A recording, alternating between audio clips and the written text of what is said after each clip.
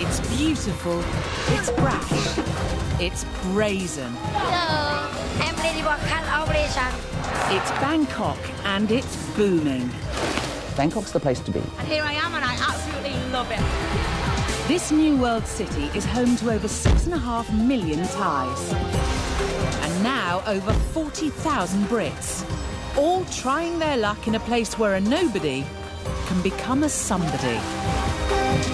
Tonight, we're going to meet 6 Brits with their sights set on making a bigger and better life in Bangkok.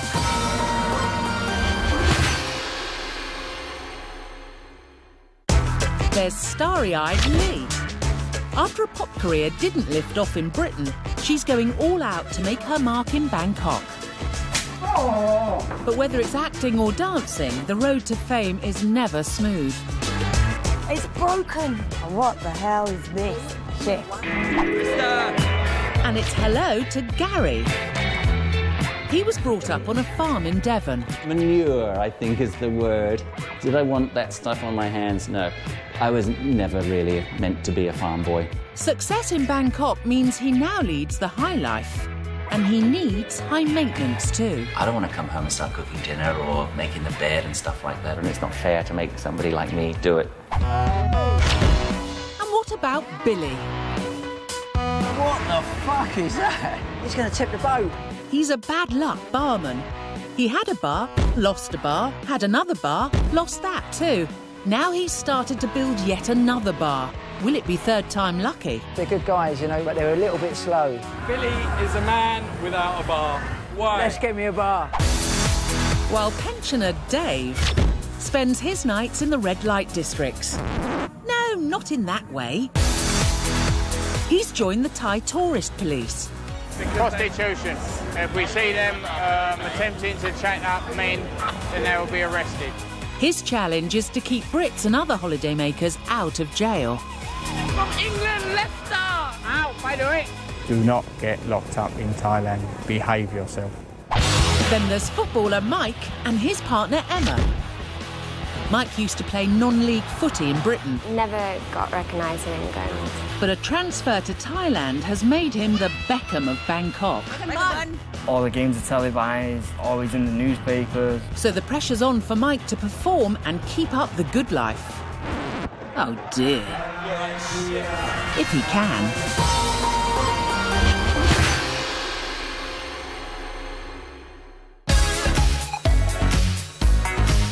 Bangkok is one of the world's party capitals. And Cambridge girl Lee Barwell is aiming to cash in. She's moved here and formed a dance act in the hope of fulfilling a burning ambition. When I was very young, I had this big dream of being in a girl band and being famous, and as a lot of young girls do, you know. Lee's passion to perform was so strong that back in the UK, she dropped out of school at 15 and went to stage school. Academics wasn't for me, I loved creativity. She was then picked up to be part of an up-and-coming girl band, the country-flavoured Mrs. Hippie. I believe when I fall in love with you, it will be forever. I believe when They may have believed, but the world didn't. And after 2 years of struggling to break through, Mrs. Hippie got a bit lippy. It just couldn't work out. People didn't really get on that well. Don't you wanna fall in love with me? So the band folded. But now Lee's had a glimpse of success. She's determined not to let it go. Some people might be able to, but for me, like I said, my mentality is very like, keep trying, keep trying. And if you can't be big in Britain, then why not try in Bangkok? So Lee's striving to succeed with her dance group, the Dance Legends. Oh, shit! Bangkok, there are tons of opportunities and obviously there's less competition. Lee's path to Asian domination includes performing at soirees like this snappily titled Young Person's Networking event, but it's only half full. Oh, there, anyway. The girls are doing a right royal routine, and it's showtime.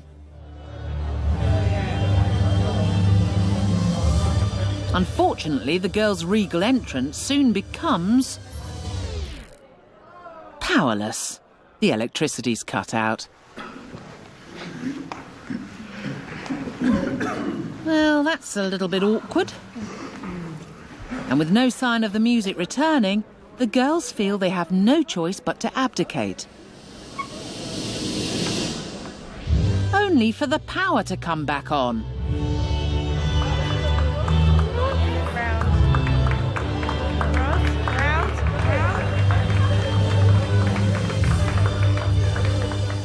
Finally, the girls can get down to it.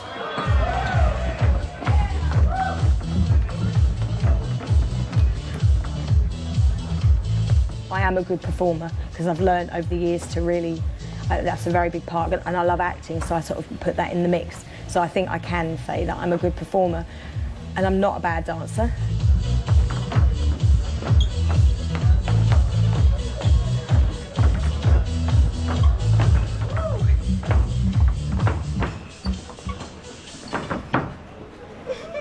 Well, it's been an exciting evening. Lee's worked hard to get this group off the ground. She's not going to let a few setbacks set her back. Just want to keep the work coming in regularly and get a bigger and bigger name for ourselves. I've really got a good feeling about it. Onward and upward. Coming up, Dave works in one of the world's most notorious red light districts. It's up to you whether you have sex or not, but trouble comes with fun. And trouble is what Dave gets when it all starts kicking off. Yeah, but you open. Open. And high-living Gary, You should see the filth that's on top of here. he just can't get the staff. When my shirts are ironed, I want them ironed just so, and the whole point of having them made is to make your life easier, not to make your life worse. So, okay, just train them. Let's see how that turns out.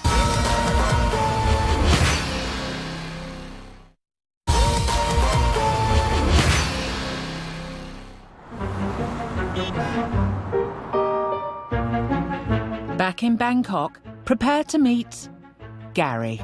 One major difference between living here and in the UK is that I don't have to endure, put up with the minutiae of everyday life. But if I'm on the bus in London and they're talking in English, and then I would never be on a bus in London, really. But let's say I'm in a very smart five-star restaurant in London, and the people at the next table are talking in English, and then I hear everything they say. It's all going on everywhere, but I don't hear it here. Well, I hear it, but I don't understand it, and that's one of the nice things, being able to escape all of that. Yes, having had a gutful of the UK, Gary now spends most of his time here at the top of two towers. He lives in this one, and he works in this one. And living up here, he has high standards. What are the things that irritate you most in life? In life, dull questions from inexperienced interviewers. Oh dear. By day, Gary runs a highly successful headhunting agency. Whereas by night... That's the top half, that's the middle half, the cuffs, and that's the rest of it. And that's about it. You might say he's a bit of an exhibitionist. I would describe myself as social, particular, and what would the third thing to describe myself? I don't know. Maybe I'll have to leave other people to do that. And they did. Gary's friends gave him this painting as a birthday present. The words are all supposed to relate to me. I'm not sure about all of them. I took issue with that. One word seems to leap out, though. He's come a long way because Gary grew up in rural Devon, on a farm.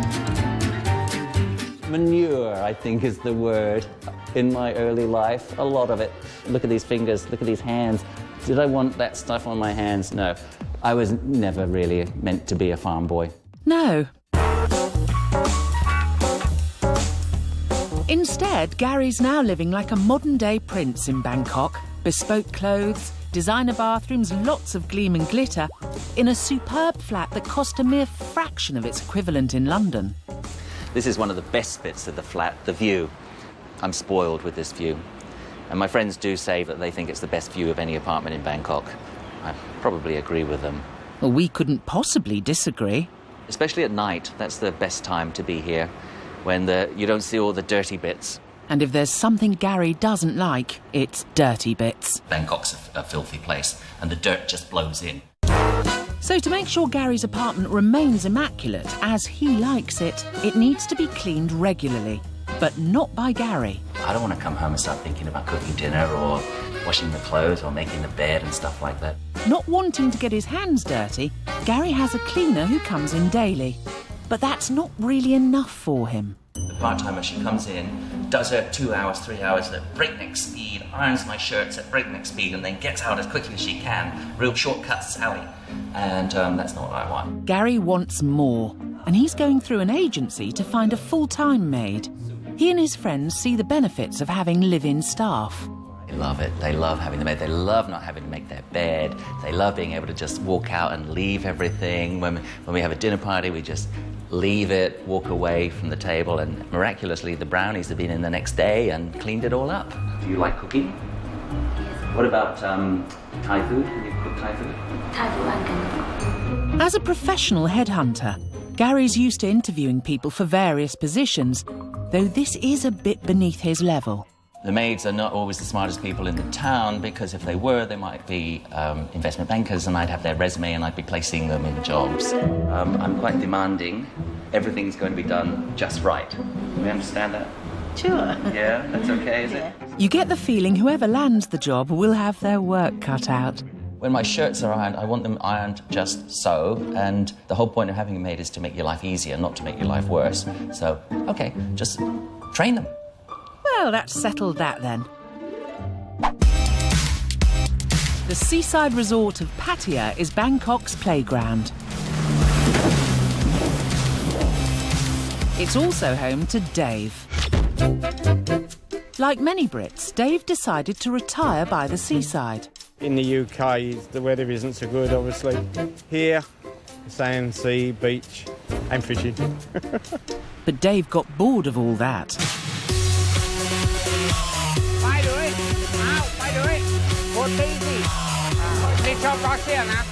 So, having done some security work in the past, Dave's enlisted with the Thai tourist police.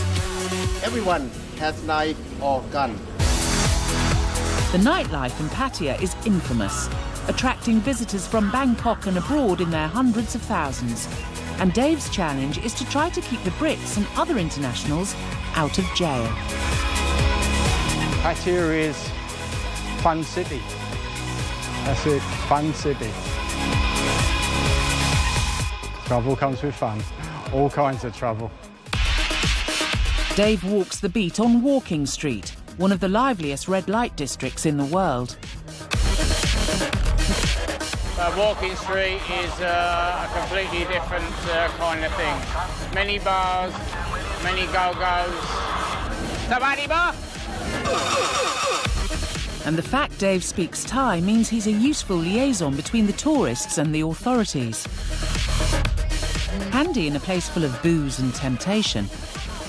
Deny? Where? Deny? And sure enough, Dave and fellow officer Barry soon get dispatched to an international dispute between a Thai bar owner and some Russian tourists over 2 unpaid beers.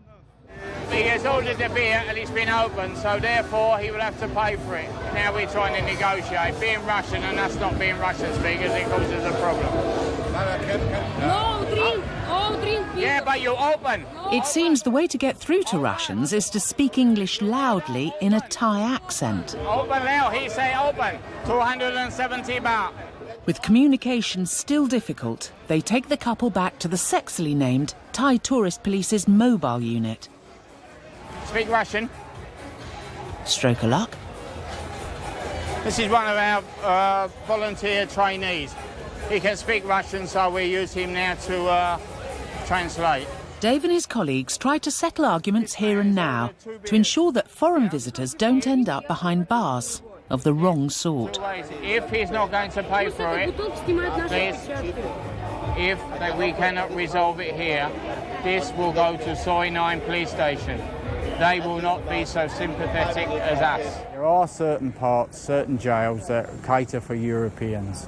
But if you're put in with the Thais in one of the rural jails, you may be 100 in one dormitory. And it's quite horrendous. Do not get locked up in Thailand. Behave yourself. Funnily enough, once the Russian M&M here had fully explained the situation, the couple decided it was best to leave while they still could. Who's that? They didn't even stop to take the beers.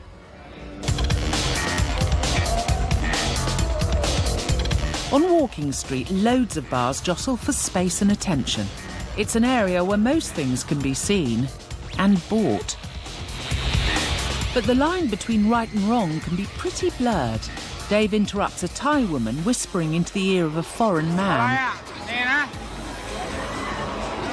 Tonight we will come back arrest her, but not at the moment. So what's she done wrong? The loitering intent to solicit prostitution. If we see them attempting to chat up men, then they will be arrested. Hang on, if prostitution is a criminal offence, then what about all these bars full of go-go girls giving blokes the glad eye? Well, to clear up any possible confusion, prostitution is technically illegal in Thailand. But a system called the bar fine has developed, which helps everybody to get their way. When the lads take a lady from a bar, they pay a thing called a bar fine, which is to compensate the bar for the earnings that that girl hasn't earned. She will get percentage for that because she gets no tips. The negotiation between her and the guy will be whatever they decide. It's up to you whether you have sex or not. It's entirely up to you.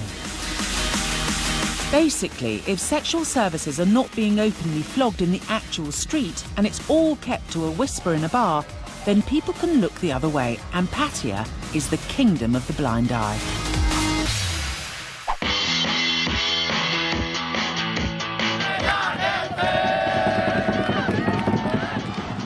Michael Byrne is Bangkok box office. He hot-footed it from England to become the first Brit ever to play in the Thai Premier League.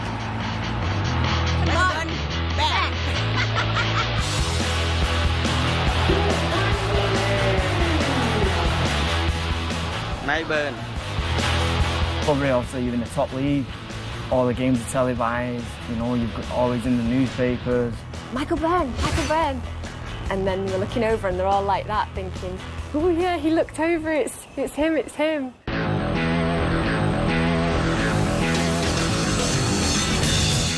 Yes, the boy from Ashton-under-Lyne has become the Beckham of Bangkok. I think he likes it more than he pretends he does. He pretends to be cool, but I think really inside he's like, yeah. But it's not all roses. With Premier League comes Premier League pressure in any country, particularly if you're a higher paid foreign player. Each team only have a certain quota of foreign players, you understand? So it's like you're in a fight against all the foreign players, and if I'm below the standard of what I've shown before, then people are going to start asking questions. Why can't we get a Thai player to do the same job as what he's doing? You know, so I've got pressure. But Mike's certainly in no hurry to go back to the UK, where his career was less than glamorous. It's difficult to maybe move up in England with the pressures of the game and everything like that, and obviously better being like a small fish in a big pond back at home and now being a big fish in a small pond, you know, it's quite a nice feeling. When Mike left school to join Bolton Wanderers Football Academy, he was less big fish, more tiddler in a shark tank.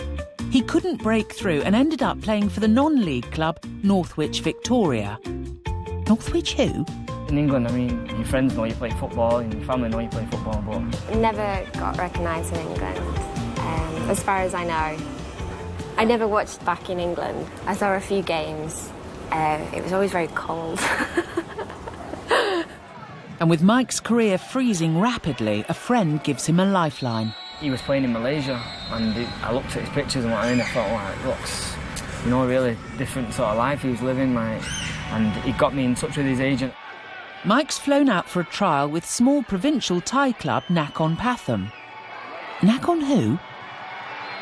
So I got the ball in the midfield and I think I took on like 2 players and then I could put it into the top corner. Oh, pick the bones out of that. But seriously, Nakhon who? And literally 2 minutes later, then he brought me off and said, signed on the dotted line, basically. Mike progresses from bigger club to bigger club, ending up at his current team, Chanat FC. But he needs to keep playing well, and today, Mike's side are facing their fierce local rivals, Suphanburi, in front of 20,000 fans. It's also 90% humidity. You don't get that in the north of England. But then up north, they wouldn't play in pink either. And it's immediately bad news for Mike's team as they go a goal down.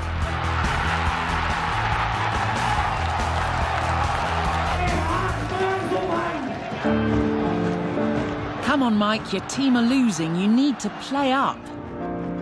Oh, I said play up, not throw up. Well, never mind lasting the season, Mike's not even made it to half-time. Just the heat and everything like that is like my breathing won't right, you know. I feel like my chest tightening up, and as soon as I made like a long stride, then that was it. I started to be sick, and it's like so different than back home. The weather, you know, like 40 degrees. Now it's dropping and it's going to like thunder and lightning now. So it's like the difference in the weather change is so bad, you know. The second half doesn't get any better. Mike's team concede another goal and lose 2-0. How about a post-match word, Mike? Fair enough. To keep up the style to which Mike, Emma and son Lucas have become accustomed, he needs to keep his place on the side. Otherwise, it's back home to Blighty. Oh, I like Bangkok a lot better than the UK. There's too many things to mention. There was nothing there for us, really. No pressure there then, Mike. Ooh, hasn't that shirt got sick on it? Coming up. Yes, from England, Leicester. Back with Dave in the red light district Walking Street, where the sex tourists often can't tell the boys from the girls. Especially if they go into the shower. While Billy's in a rush to build his dream bar, his builders aren't. So what work they done? They clocked off? They're clocked off. It's Miller time. I guess cleaning up's my job. And what on earth has Lee got herself into? It's not something I do normally, I'll have you know. You better be scared.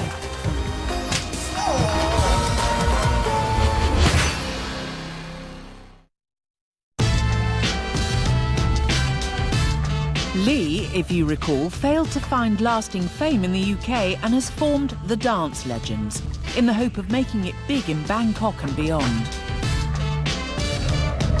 But alongside her dancing, she also has dreams of the silver screen.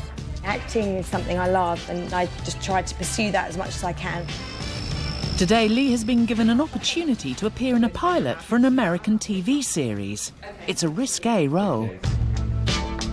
And I'm doing a very funny little part where I'm some sort of dominatrix. It's not something I do normally, I'll have you know. But yeah, it's fun. All good fun. Sorry, I'm just going to try and concentrate on putting these tights on. Living in Thailand, a Western woman is likely to suffer regular wardrobe malfunctions. Oh, these are too bloody short. For a baby. It happens on a regular basis here. You go and you buy something, thinking it should be fine. It says XL or large or whatever, and that is for tiny little, skinny little legs that all the Thai ladies have, which they're very lucky to have, obviously, but they don't fit me, unfortunately. Well, this certainly isn't Downton Abbey. But it is a career Lee's invested in. She's had lessons to help her get work. I love acting, and I've been going off for the last 2 or 3 years, every year, for a couple of months to train with an amazing acting teacher called Jack Hawkser, who trained Al Pacino and all sorts of people. But doing his courses in London and New York in the last couple of years really inspired me. But on a budget production, time is as tight as Lee's costume. Some technical problem with your wardrobe? A little bit. I was just trying to open the leg. Can I have a look? Sure. I can come out there now. None, if you want. I can come out there now if you want. Yes, And please. put everything- Come.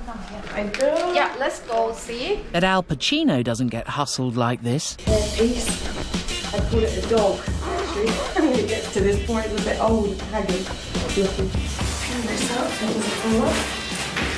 wouldn't want my dad to see me right now. My mum should be cool, but they wouldn't be majorly surprised. They've seen me in lots of weird and wonderful costumes over the years. Cheaper crews, locations and equipment means the Bangkok film industry is growing all the time. Obviously, there's less competition for the acting side of things, so it is going to be that much easier, but I'd really like to think that it's not just because I'm here that I'm doing well. Do you know what I mean? Like, I'd like to think I have got some talent as well. All right. Finally, it's action time for Lee. Action. Good night, Lee. Right. Oh, you've been a very, very, very bad boy. Oh, you lucky. You better be scared. Don't suppose Lee's acting guru covered this sort of thing. It's really unpretentious. That's what I love about Jack Walter. You mustn't act, you shouldn't push. This is his big thing. So he helps you to find the right kind of feelings to pull on. Got it, Peter? But not pushing in this situation is hard, and Lee's made her mark. Made a bad mess of Peter's bag. Oh my God, Lee, what did you do? Luckily, he's also the director. Obviously, I couldn't find someone else to do this role, right? I think he quite likes it, so it might be alright. I hope it's going to be alright. I feel a bit guilty. But it's a bit hard to hold back on things like that, so I got into it. Scene done. It's a wrap. With the film stuff, let's see. Just wherever it's meant to go, it will go. I don't want to push it too much, but I feel like it's going very well. So that's that job done. Off to the next. Bangkok likes to party. It can sometimes appear like a new bar, club or restaurant opens every week. Whether it's parked by the roadside or up in the clouds. And who better to show you around the scene than Billy? Hey! Sometimes I like to have a bit of fun when people come over, and I try and, because they want to learn the language, and I tell them, you know, Sewadi Cup, that means hello, and Ko Tok Cup, that means excuse me, and Nom Saway, that means thank you. But actually it means you've got great tits. Got a few people in trouble with that one. Joking aside, ex-barman Billy Brunsden has an exciting new project on the go in one of Bangkok's more notorious streets. OK, this is Soi 33 in Bangkok. This area was always famous for being like hostess bars and that sort of thing, but the whole area is kind of up and coming again, and there's a lot of restaurants, cool bars, jazz bars, sports bars, and very soon Bangkok's very first gastropub. It's going to open here, the Bull and Bush. Let's go and have a look. Billy's ambitious plan is to completely renovate and modernise this 5-storey colonial building. He's planning a huge feature wall built with British-style red bricks. It's a modern, cutting-edge look. Walk through the doors here. Hopefully we've cleaned it up a bit by then. All to be achieved with a slightly less than modern workforce. When you keep your eye on them, they get to work. They're all right, they're nice, they're good guys, you know, you can see them there grafting away, you know, but they're a little bit slow. Well, they are working in flip-flops. I don't think we're going to be open next week. There's a lot at stake. Billy has had to go to an investor to fund this new bar. They want a quick return on their money and are putting the squeeze on him to open in just 6 weeks' time. My investor's not the easiest person to work with. He does want his pound of sweat. We say pound of sweat or pound of blood? Yeah, OK. It's fair to say Billy has a bit of previous in this area. A veteran of Bangkok's bar scene, he's a local legend amongst the expat community. Originally from Sidcup in Kent, Billy got bored with his job as an accounts assistant. I looked around the office and I didn't know what I want to do with my life, but I knew it wasn't that. At a loss, he goes travelling with his cousin. She said, hey, let's go to Thailand, and I'm not very good at geography, and I thought I was going to Taiwan. Billy soon feels right at home, and after years of working in Bangkok bars, he finally gets to run one himself, the Bull's Head. Oh, it was a magical place. It was well run. At first, everything goes great. But now all he has are memories. What we didn't know, that this was actually the last Friday night we had at the Bull's Head. The owner of the building pulled the lease and the pub had to close. Billy from the Bull's Head had become... Yeah, Billy No Bar. Billy then attempts to open a new bar, Hemingway's. But that didn't work out for him either. Barman Billy was starting to be bad luck Billy. And his new venture could already be on shaky ground. We found a major structural problem with the floor. So the building was really... It was going to fall apart, really, or going to collapse on itself. And the bill is rising. It's about £300,000 to £400,000. That might go up. So what have they done? They're clocked off. They're clocked off. It's Miller time. I guess cleaning up's my job. You know. Billy doesn't really want to think about the alternatives if this fails. Back in the UK, could be doing anything. I could be, working for JP Morgan. I could be digging holes in Bethnal Green. And in Billy's safe hands, what could possibly go wrong? I'm in the wrong place.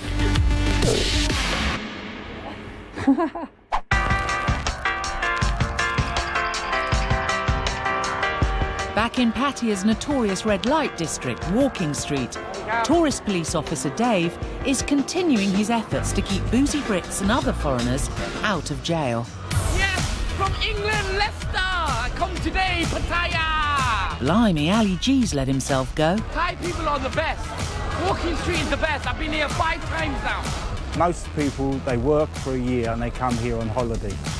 We call them 2-week kings because they have all the money they spend and then they go back to the UK and they work again to come again. But with these lot here, especially this man here, it's very safe to come to Thailand, Pattaya, Walking Street. Line in the chop and give me chop.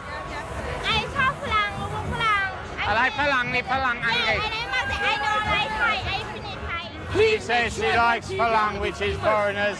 She prefers English, Russian are okay, but she don't like Thai men. I'm going back to my hotel right now in Pattaya. This is how we do it, England 2013. A vintage year. Over here we got a boys' club, the only one in Walking Street. Yes, girl, boy or katoy, that's ladyboy to you and me. Walking Street caters for every taste. This is coming up to the Arab quarter. Around this part we find many katoys. They seem to congregate around this part of the world. Appears to be the flavour of the month for this area. Perhaps it changes. Although there's a proliferation of places that offer to rub you up the right way, in this area people can occasionally get rubbed up the wrong way. On Walking Street, we get everything from sexual assaults to people making mistakes, such as taking a lady boy and thinks it's a lady, especially if they go into the shower. Given what's going on all around, you may be surprised at who the police choose to collar first tonight.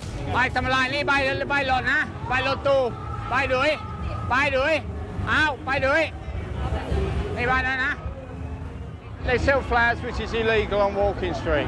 Jab. They jab no sawa, they jab pull jai, pull yin, and they dog my jab mod. Nearby doing that, nearby doing that. All the flower girls down here and the ping pong boys, that's the guys that sell the sex shows. And obviously other people doing misdemeanours will be arrested. Yep, those flower sellers can really lower the tone. But it's the effects of alcohol that provide the most work for the tourist police. This lady's had a bit too much to drink, but we'll sort her out and they get her home, get her money put away, get her in a taxi. And a paramedic on a bike has arrived after a call has come in saying another woman has collapsed further on down the street. That is the emergency service ambulance. Ambulance? It's a bloody moped. But sure enough, with his female patient sandwiched on the back, our courier returns. And the young woman's friends have come to Dave for help. My friend! Hospital. Where? With the motorbike. She take motorbike, hospital. They're distressed because they don't know where she's been taken. Never mind. Friend of mine, it's Jasmine. Just very drunk. This is a bit unfortunate. If we'd been there at the scene, we would have arranged things a little bit better. We could have been found out what hospital and arranged the proper transportation. If her friends were available, we would have put them in a taxi and sent them to the appropriate place. Although he retired in England, over here Dave's on shift up to 4 in the morning. No pipe or slippers for him. I think once you start giving up, that's coming to the end of the road of your life. But yeah, I put my feet up and go fishing. That's okay, but I like what I do. I like helping people, and I like being involved in things. Life has certainly been more colourful since Dave moved to Thailand. What I miss about England? Nothing. Nothing at all. Although tonight, the kind of weather he's more used to back in Blighty is about to cramp Walking Street style. Raining. Usually we wear proper waterproofs, but tonight it's called us out. Emergency rainwear. 20 baht in 7-Eleven. Rain dogs play.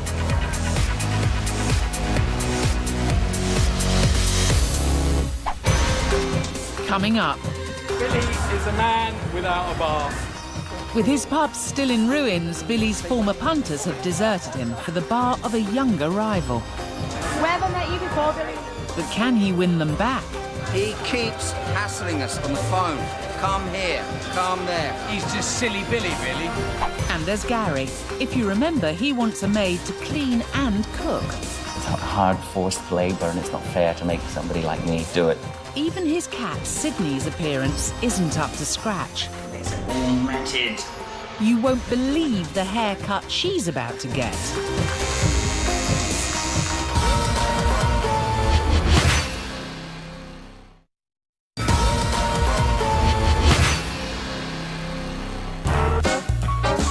Back to Gary. Remember him? Dull questions from inexperienced interviewers? Yes, that's Gary. He feels his part-time maid isn't giving his home the necessary attention. She really just views it as coming in to do the basics and then go.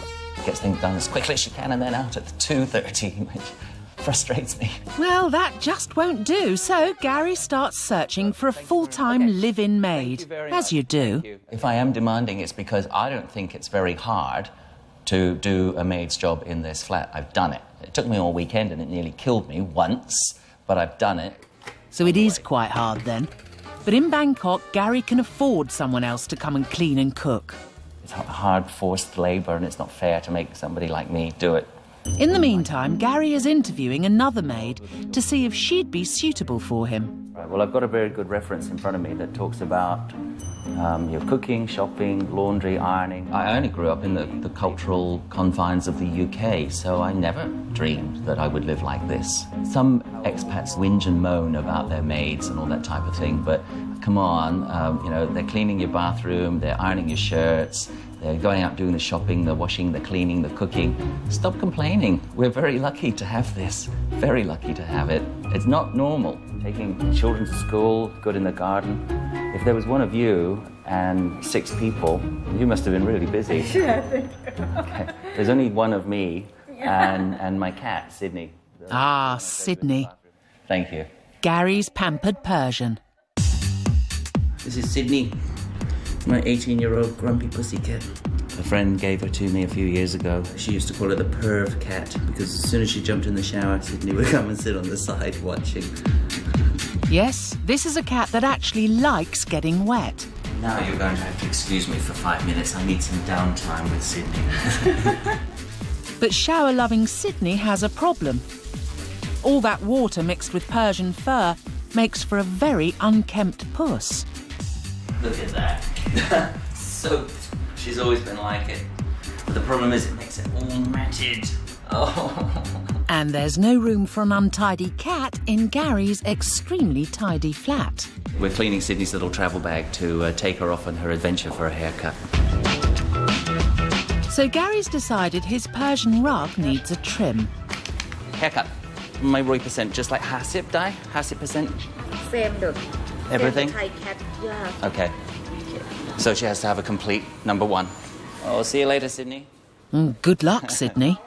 She's so calm today, I can't believe it. Dumbstruck, maybe?